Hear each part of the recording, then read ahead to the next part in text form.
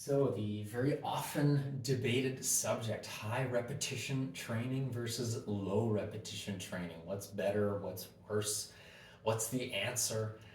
Really, a little anticlimactic, but this is a fake debate. This is a fake distinction that really doesn't make a lot of sense.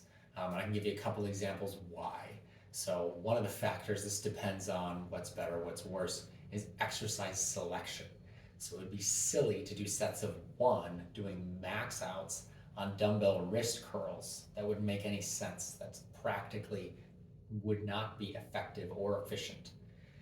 Also, you would not do on the high end, you would not do 500 reps with with a barbell on your back doing barbell back squats. That would be silly. The reason why, if I really do explain, is 500 reps with a barbell back squat, your stability muscles would be completely fried and fatigued, which means you would lose any ability to maintain proper form. And then you would increase your injury risk through the roof. And so that also would be silly. What you're really looking to do is find the specific number of repetitions or a repetition range that is optimal for the specific exercise, for your preferences, for your goals, for what the scientific evidence shows about pros and cons of different rep ranges, which we'll cover in a minute. There's pros and cons to high reps and low reps, and it depends on the situation of what's actually practical or feasible.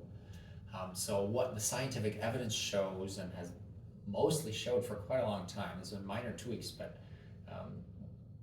the main thing is if you're looking to do, if your goal is to improve your maximal strength, you should be performing 5 repetitions or less and only performing exercises where that makes sense. The second goal is a muscular gain or muscular hypertrophy. This is muscle gain for guys, and this is muscle toning for women.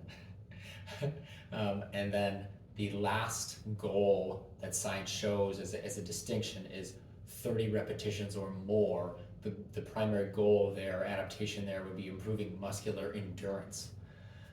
There are overlapping adaptations. So if I'm doing 6 reps, I'm going to be gaining muscle, but I'm also probably going to be gaining a little maximal strength adaptations too.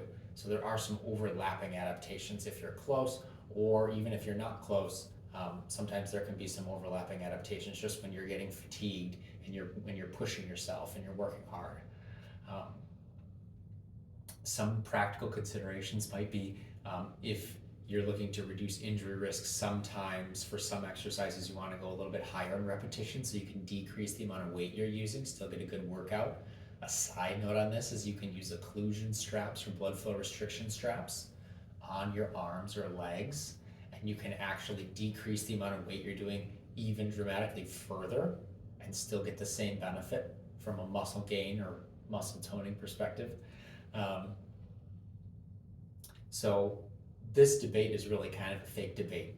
Hopefully I've expressed, and this has been helpful too, that it's really just specific reps and rep ranges for specific goals.